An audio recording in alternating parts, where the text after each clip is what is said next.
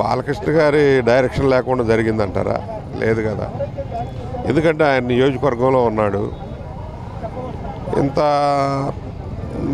అప్రజాస్వామికంగా అక్కడ ఉన్నటువంటి వాళ్ళు డేర్ చేశారంటే అది కంపల్సరిగా డైరెక్షన్ తోటే, బాలకృష్ణ గారి డైరెక్షన్ తోటి జరిగిందనేది మా ప్రగాఢ విశ్వాసం. అది నిజం కూడా అదే జరిగింది. అదే ఈ దేశంలో ప్రజాస్వామ్యాన్ని భ్రష్టు పట్టిస్తూ ఉన్నారు.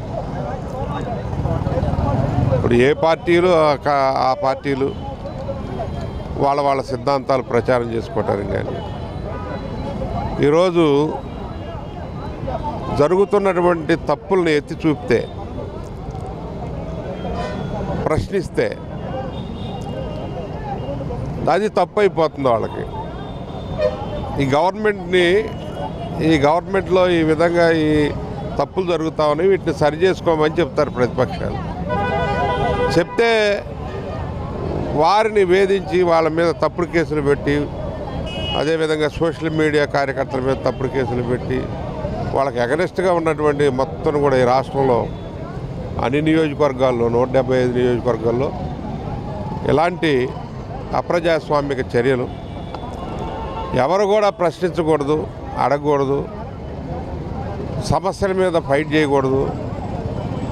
ప్రభుత్వం ఈ విధంగా ఈ సంక్షేమ కార్యక్రమాలు కుంటుపడ్డాయని చెప్పి ఎవరైనా చెప్తే వాళ్ళ మీద కక్ష సాధింపు చర్యలు చేస్తూ ఉన్నారు.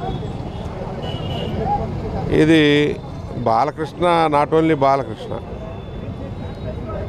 ఈరోజు ముఖ్యమంత్రి గారు నిన్న మనం చూసాం వైజాగ్లో ఏ విధంగా మాట్లాడుతున్నారు. స్టీల్ ప్లాంట్ విషయంలో అసహనంగా మాట్లాడతారు.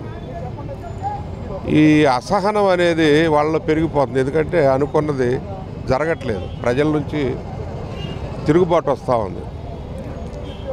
అదేవిధంగా మరి ఇక లోకేష్ తెలిసే ఉంది, రెడ్ బుక్ రాజ్యాంగం అని ఆయన చెప్పుకుంటూ దాన్ని అమలు చేస్తున్నామని బెదిరించటం, వేరే విధంగా ఆయన నెగిటివ్ ధోరణిలో మాట్లాడటం, ప్రజాస్వామ్యబద్ధంగా జరగాల్సిన వ్యవస్థలన్నింటినీ కూడా నాశనం చేయాలని ఈ ప్రభుత్వం చూస్తూ ఉంది. కక్షపూరిత విధానాలని, ప్రతీకార చర్యలకి దిగుతూ ఎదుర ఉన్నటువంటి ప్రతిపక్షాన్ని నిర్వీర్యం చేయాలనే కుట్రలు చేస్తూ ఉన్నారు. కానీ నేను చెప్పేది ఒకటే, మీ యొక్క ఈ అప్రజాస్వామిక చర్యల్ని ప్రజలంతా గమనిస్తూ ఉన్నారు. ప్రజలు తగిన రీతిలో, తెలుగు ప్రజలు చాలా అడ్వాన్స్డ్, చాలా ఆలోచన శక్తి కలిగినటువంటి వాళ్ళు. ఏం జరుగుతుందో రాష్ట్రంలో తెలుసు.